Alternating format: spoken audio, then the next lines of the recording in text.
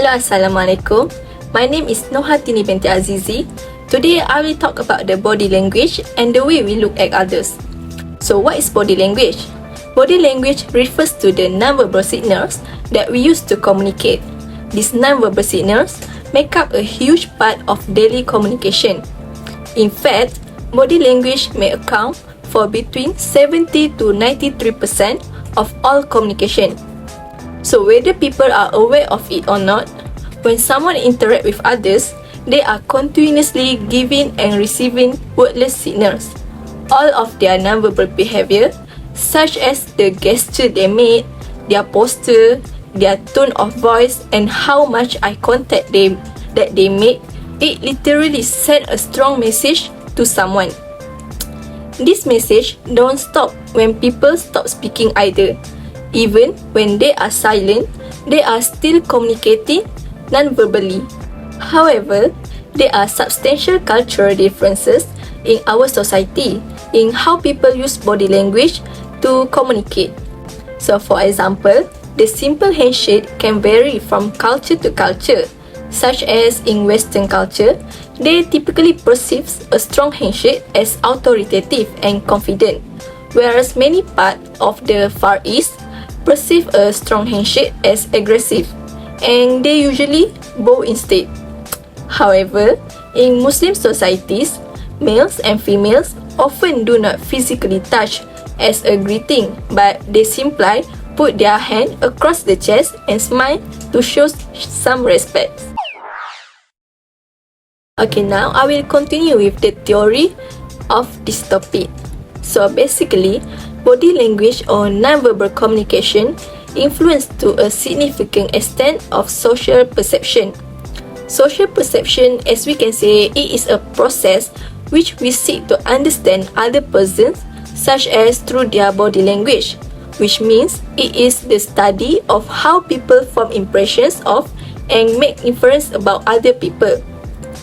A large component of social perception is attribution. So according to the attribution theory, people want to be able to understand the reason for the actions they take and also understand the reasons behind the actions other people take. We can say that the theory can relate to how people use information using body language to explain the event's cause. So there are three stages process underlies an attribution. First, the person must perceive or observe the behavior. Second, the person must believe that the behavior was intentionally performed. And the last one is the person must determine if they believe the other person was forced to perform the behavior. So moreover, it is also a psychological phenomena for explaining how people perceive message. This message can include verbal or non-verbal communication and can be helpful when attributing the reason why people do the things they do. So next, the therapy that can be used for this theory is schema therapy, which it is an integrative psychotherapy combining theory and techniques from previously existing therapies, including cognitive behavioral therapy, psychoanalytic object relations theory, attachment theory, and gestalt therapy. Schema is a cognitive structure that serves as a framework for one's knowledge about people, places, objects, and events. Present schemas, which is one of the types of schemas that can be related to help someone understand specific people. So, for example, I can say that a person must understand other people's body language, practice first, such as their gesture, eye contact, and voice of tone. Hence, it helps in understanding how people interact in order to have healthy relationship in our society. As we can say that attribution theory has been widely applied in so many ways in the workplace.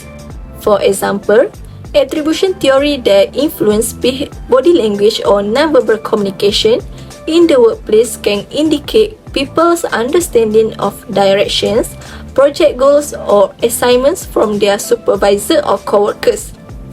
In a meeting, a simple nod of head can indicate that someone's agree with a comment made by a coworker or accept an assignment from their supervisor. In fact, in these situations, non-verbal communication is often preferred as it sends their message without disrupting a meeting or interrupting another person who is speaking. Therefore, attribution theory was developed to explain how people understand the causes of human behavior, but be it their own or someone else. So in conclusion, body language or non-verbal communication in some purpose is more powerful and consequential than verbal language itself, mostly because it can take different forms such as gesture, eye contact, and facial expressions that illustrates emotions and attitudes to other people without using any verbal communication. So when your non-verbal signals match up with the words you are saying, they increase trust, clarity, and rapport. While they don't, they can generate tension, mistrust, and confusion to other persons. Whether it's a job interview, casual meeting, or first date, keeping a positive body language is important to present yourself. So we can say that body language is a vital part of someone's personal, social, and work-life success. Therefore, your body language will impact how the audience interprets and receives your message. So that's all from me. Thank you.